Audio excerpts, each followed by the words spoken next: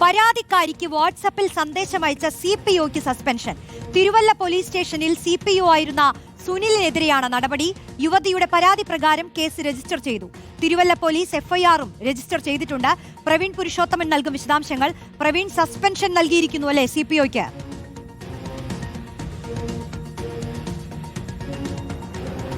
അതേ റോഷ്നി, 2022 നവംബർ മാസത്തിൽ തിരുവല്ലയിൽ ഒരു വാഹനാപകടവുമായി ബന്ധപ്പെട്ട് ഒരു കേസ് രജിസ്റ്റർ ചെയ്യപ്പെട്ടിരുന്നു. ഇതിൽ പരാതിക്കാരിക്ക് അന്ന് അവിടെ തിരുവല്ല പോലീസ് സ്റ്റേഷനിൽ CPO ആയിരുന്ന സുനിൽ വാട്സപ്പ് മുഖേന ചില സന്ദേശങ്ങൾ അയച്ചിരുന്നു. ഇതിനെ തുടർന്ന് ഈ യുവതി പോലീസിൽ തന്നെ പരാതി നൽകിയിരുന്നു. ആ വാട്സപ്പ് സന്ദേശത്തിൽ ഗുഡ് മോർണിംഗ്, ഗുഡ് നൈറ്റ്, സുഖമാണോ തുടങ്ങിയ വാക്കുകളൊക്കെയാണ് ഉപയോഗിച്ചിരുന്നത്. ഈ യുവതി നൽകിയ പരാതിയുടെ അടിസ്ഥാനത്തിൽ ഈ മാസം 3-ന് തിരുവല്ല പോലീസ് FIR രജിസ്റ്റർ ചെയ്തിരുന്നു.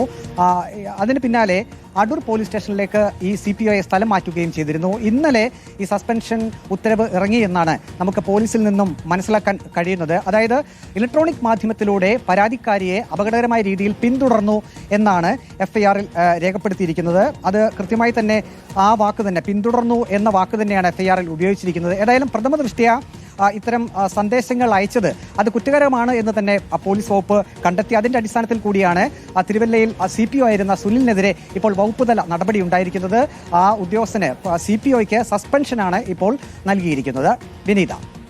യെസ്, പോലീസുകാരനെതിരെ നടപടി ഉണ്ടായിരിക്കുകയാണ്. ആലോചിച്ച് നോക്കൂ, പോലീസ് സേനയെ മുഴുവനായി നമ്മൾ പറയുകയല്ല, പക്ഷേ പോലീസിനകത്ത് ഇങ്ങനെ ചില പുഴുക്കുത്തുകൾ കൂടി ഉണ്ടെന്ന് പൊതുസമൂഹം മനസ്സിലാക്കുന്ന സാഹചര്യമാണ്. പക്ഷെ അപ്പോഴും എന്തേ ആഭ്യന്തര വകുപ്പ് ഇതിലൊന്നും പ്രതികരിക്കാത്തത് എന്നുള്ളതാണ്.